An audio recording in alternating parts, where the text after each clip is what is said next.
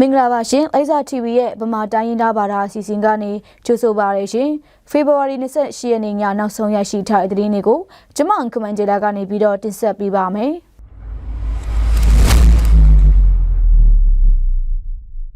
ဗမော်မြို့အတွင်းစစ်ကော်မရှင်တပ်ဖွဲ့နဲ့ကြာရင်ဦးပေါင်းတပ်ဖွဲ့တို့တိုက်ပွဲဆက်လက်ပြင်းထန်နေကြောင်းရှေ့တန်းသတင်းအရေးမြစ်များထပ်မံသိရပါရယ်လက်တလောစစ်ကော်မရှင်တပ်ဖွဲ့ဘက်ကစစ်ရင်အားအလုံးအရင်ဖြင့်ဗမော်ဘက်တွင်ထူးစစ်ဆင်လာတာကြောင့် KIA ပူးပေါင်းတပ်ဖွဲ့များခုခံတိုက်ခိုက်နေပြီးနေ့တိုင်းတိုက်ပွဲပြင်းထန်နေကြောင်းကိုသိရပါရယ်တိုက်ပွဲဖြစ်ပွားရနေရာတို့စစ်ကော်မရှင်တပ်မှလေရင်တရုံးဖြင့်ပုံကျဲတိုက်ခိုက်တာတွေအပြန်အထလှုပ်ဆောင်နေကြောင်းကိုလည်းသိရပါရယ်ရှင်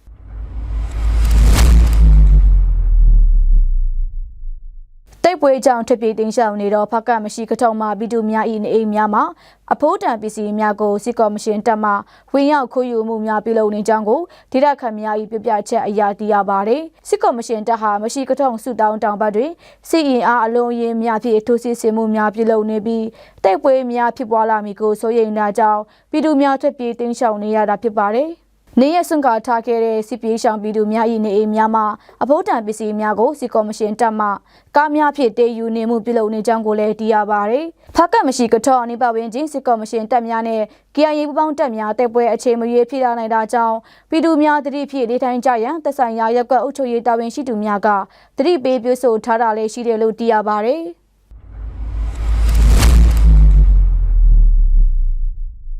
မိုးကောင်းကြာရင် KBC နှစ်ချင်းဖျားကြောင်ဝင်းတွင်စစ်ပေးရှောင်ပြည်သူများဟာတောက်တုံးရင်ခက်ခဲနေကြောင်းကိုတာဝန်ရှိသူများထံမှသိရပါရယ်စစ်ပေးရှောင်ပြည်သူများအတွက်မိုးကောင်းဒေသများမှာပိုက်နစ်တေယူအုံပြုတော်လဲနေရာတီရောက်လာတာကြောင့်ရေများခန်းချောက်လာပြီးရေမလာသည့်ပြည်ထနာများနဲ့ကြုံတွေ့နေရတာကြောင့်စစ်ရှောင်ပြည်သူများတောက်တုံးရဲ့အခက်တွေ့နေကြောင်းကိုကင်တာဝန်ခံပြပြချက်အရာသိရပါရယ်ရှင်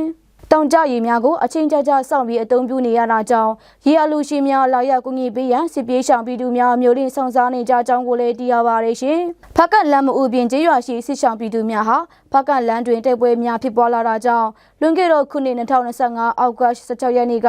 ကြာရင်ကျေးရွာတို့စစ်ပြေးရှောင်လာကြတာဖြစ်ကြောင်းကိုလည်းသိရပါရယ်ရှင်